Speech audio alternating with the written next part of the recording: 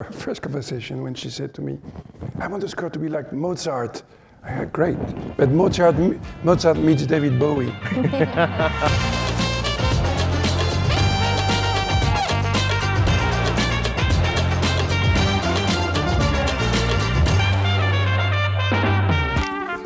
I'm working on a novel. It is a story of my life and my sister's. Make it short and spicy. And if the main character is a girl, make sure she's married by the end. Ow, Joe! You were hired to adapt the book before you were even set to direct, correct? I'd read the book many times. I love the book, but then I hadn't read it since I was like 15, and I read it again when I was 30. It was just so modern and so urgent, and also that I was like, it's a movie, and I know how I want to do it. I know how I want to write it and direct it. I hadn't yet directed Lady Bird, so there was no reason to talk to me at all, but except for that I was so sure that I had to do this. No one makes their own way, least of all a woman. You'll need to marry well.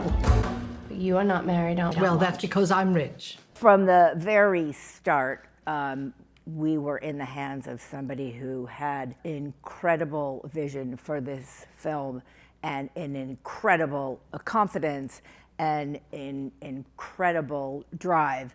And she really did get her way into our office and told us she was directing the movie. Whatever she gave us, whatever she said, we followed her. She was the Pied Piper. It was astonishing.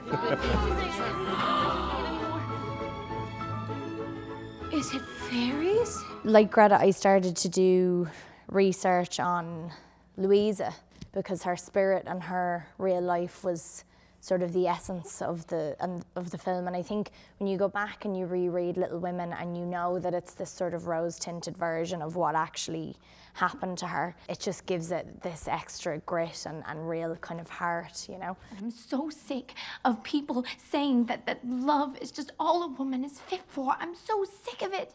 Obviously, film is such a collaborative art form, and it's amazing to be on stage with these three people because, you know, Saoirse Ronan is an actor, Alexandre is a composer, and Amy is a producer. This movie would not exist without them. I can't imagine what this movie would be without his score. I mean, it's so beautiful, so much music, and it's what I always knew he would do, and yet I didn't know what it would be. But to me, the David Bowie song that comes to mind was actually I played a David Bowie song for Saoirse while she was watching the book being printed. Moon Age Daydream was the one we played over and over. Loud. The one that's I'm an alligator, I'm a mama papa coming for you, I'm a space invader, I'll be your rock and roll dreams come true. Joe is a lost cause. So you are your family's hope now. This movie is like totally rock and roll, and like what Louisa did was, like, as Laura says, revolutionary, and it was a very rock and roll move for this girl to like write this book about her sisters and get it sold and keep the copyright and have it be one of the most successful books of all time. And like to have someone, I don't know, but I mean, we both love Bowie, but somebody who was so androgynous and sort of fluid himself and was a real game changer, and his music was just kind of from another stratosphere. And I can see it when I watch the film now. I can see myself just listening to Moon Age Daydream and I'm like, fuck yeah, you know? And that's what she's feeling in that moment. And so that's all I think about whenever I watch it. No one will buy it. It won't be worth printing.